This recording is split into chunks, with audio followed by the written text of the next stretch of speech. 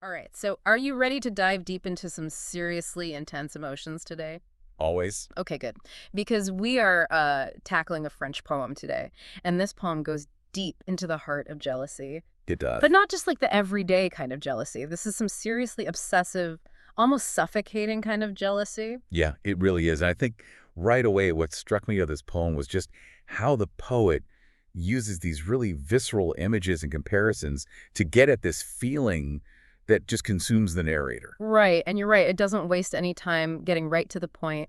The very first line of this poem is Je suis jaloux d'une jalousie chromée, tu ne peux même pas imaginer. Wow. Which roughly translates to I'm jealous of a burnt-out jealousy you can't even imagine. Yeah. So talk about setting the stage right from the beginning. It really does. It starts with this almost self-aware kind of meta jealousy. Yeah. Right? Like the narrator saying, look, this isn't just your normal everyday jealousy. This is something way more intense. And then from there, the poem takes us on this wild ride through all these different things the narrator is jealous of. And I was surprised to see it wasn't just like other people, this potential romantic rivals. Right. It was things like the person's parents, even. Yeah. Je suis jaloux de ton père, même de ta mère, qui sont tes repères, the poem says. Exactly. And to me, that shows how much the narrator wants complete control and exclusivity. It's like classic obsessive jealousy. It's not even enough to be loved.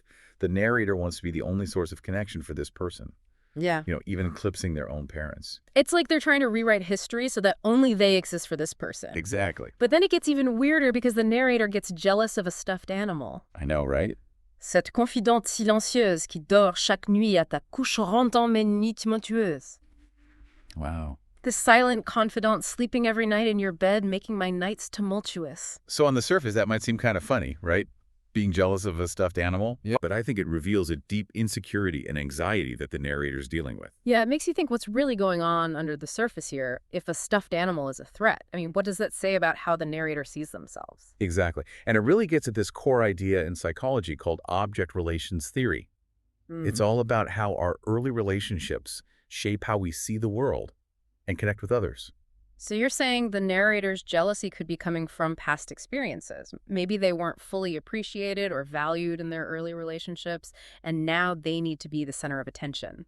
Right. And the poem keeps building on this feeling of insecurity and longing. Well, how so? There's this line where the narrator is actually jealous of the wind. What?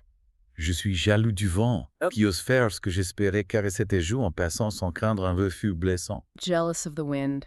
That's a pretty powerful image. It is. So the wind, which is so free, represents what the narrator wants, closeness and intimacy, but is too afraid to go for. Exactly. The wind can touch the person's face without any fear of rejection, which is what the narrator wants but can't seem to do. It shows how jealousy, longing, and fear of being vulnerable are all mixed up together here. It's like the narrator is trapped in their own head, unable to express their feelings, while the wind, something you can't even touch, gets to be close to the person they love. Yeah, and as the poem goes on, the things the narrator is jealous of get even more strange and revealing. Like what? Well, at one point, they're actually jealous of dust. Des grains de poussière qui s'installent sur ta fenêtre au bord. Grains of dust settling on the edge of your window. Dust. I mean, their jealousy has gotten so out of control, it's attached to the smallest, most insignificant things. I think it shows how strong and overwhelming this kind of jealousy can be. It changes how you see the world so much that even normal, everyday things seem threatening. Wow. And then the poem takes a really dark turn with this line. Which one? Je me noierais si je respirais trop près de toi, pourtant je suis jaloux de l'auto. I would drown if I breathed too close to you, yet I'm jealous of O2. It's such a powerful line. It sums up the whole struggle of the poem. The narrator wants to be close, but it's so intense that it becomes self-destructive. At the same time, they're jealous of the very air the other person breathes. It's a vicious cycle. They know the jealousy is hurting them, but they can't escape it. It reminds me of the idea of projection, the defense mechanism where we put our own bad feelings onto other people. So maybe the narrator is projecting their own feelings of not being good enough onto the world around them. They see threats everywhere because they feel threatened inside. So instead of dealing with their own issues, they blame everything else, the wind, the dust, even the air. It's like they're pushing themselves further away by doing that. And the poem doesn't hold back from showing how destructive this can be. The next line is, Je t'aime au point de détester tous ceux qui acceptent que tu restes près d'eux. I love you to the point of hating all those who accept that you remain close to them. That's where it gets really scary. It's not just in their head anymore, it's actually affecting how they treat other people. It makes you wonder, is this really love or something else entirely? This poem forces us to think about the line between passion and obsession, which is something we'll keep exploring as we go deeper into the poem. It's going to be fascinating to see where this goes. Absolutely. I'm ready for the next layer. Let's do it. It's funny how this poem makes you rethink how we usually see jealousy. You know, like in movies and songs, it's always, oh, they're just jealous because they love you so much. But this poem shows how messed up that idea can be. It really does. It's like a slap in the face to that whole romanticized view of jealousy. It shows just how suffocating and destructive it can get. And it makes you wonder if those stories we tell actually do more harm than good. Like telling someone that jealousy equals love could just make things worse. Definitely. I think we need to understand that extreme jealousy is often tied to some deeper psychological issues. It's not as simple as just being a little possessive. So in this poem, you're saying it points to the narrator having low self-esteem and feeling insecure. That's what I'm seeing.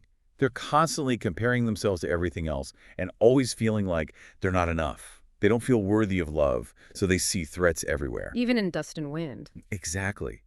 It all comes from this deep fear of not being good enough, of being easily replaced. It's a painful struggle that they're keeping inside and then taking out on the world. It's sad because even if they could somehow get rid of all those threats they think are out there, they'd probably just find new ones. It's like they need to deal with what's going on inside them instead of trying to control everyone and everything around them.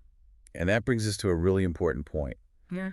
How does this kind of jealousy affect both people in the relationship? The one feeling it and the one on the receiving end. Right, because it can't be good for either of them. There's so much potential for hurt and even destructive behavior. No, it's not healthy at all.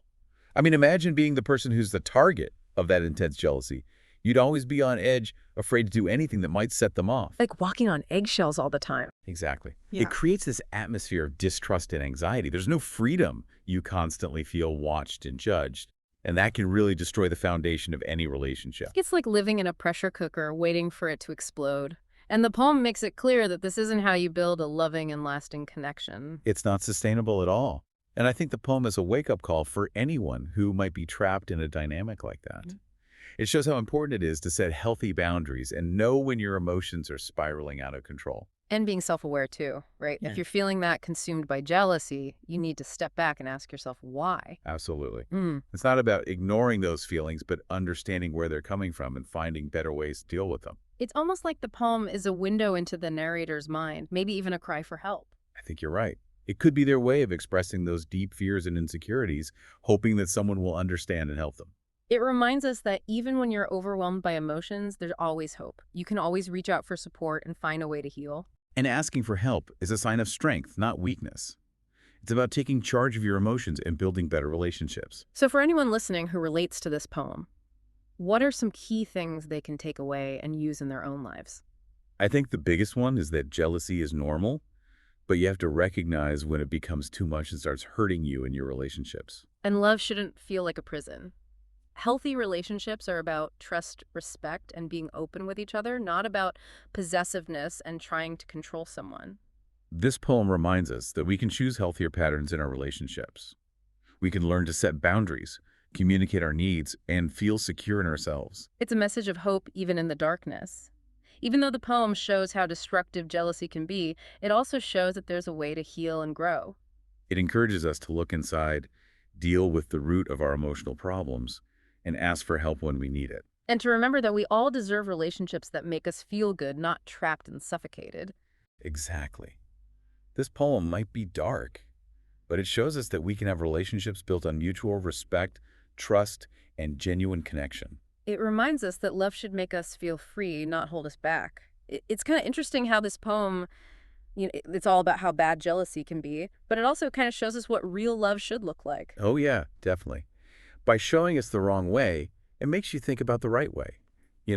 Relationships where people trust each other, respect each other, and truly believe in each other. Exactly. It's about lifting each other up, not tearing each other down, and being happy for each other's successes, not trying to control everything. And I think that all starts with feeling good about yourself. Yeah.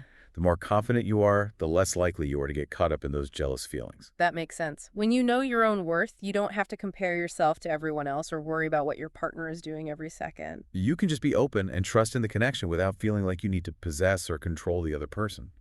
This poem is pretty dark, but in the end, it shows us how to have healthier, happier relationships. It reminds us that love shouldn't be about pain and control. It should be about joy and growing together. So this kind of brings up a question for you and for our listeners. How do we build that self-confidence, that inner strength that lets us love and be loved without all the jealousy baggage? That's a really great question. And it's something a lot of people struggle with. I think it takes a lot of different things. It's about recognizing that you have value no matter what anyone else thinks. It's about stopping those negative thoughts and telling yourself good things instead. And setting boundaries too, right? Learning to speak up about what you need and what you expect in a relationship while still respecting your partner's needs. Exactly. Healthy boundaries are so important. They give everyone space to grow while also making sure there's respect and understanding. So as we're wrapping up this deep dive, is there one last thought you could leave our listeners with? Something they can take from this poem and use in their own lives, whether they're in a relationship or not? I think the most important thing to remember is this. True love should set you free, not trap you. It should make you want to be your best self, not hold you back or make you feel small. I love that. And for anyone out there struggling with jealousy or any other strong emotion, don't be afraid to ask for help. There are people and resources out there to support you on your journey to healthier relationships and a happier life. Definitely. Thanks for joining us on this deep dive into the wild world of jealousy. I hope you found it insightful and maybe even a little bit freeing. Me too. It's been great exploring this with you. Until next time, keep exploring, keep learning, and keep diving deep.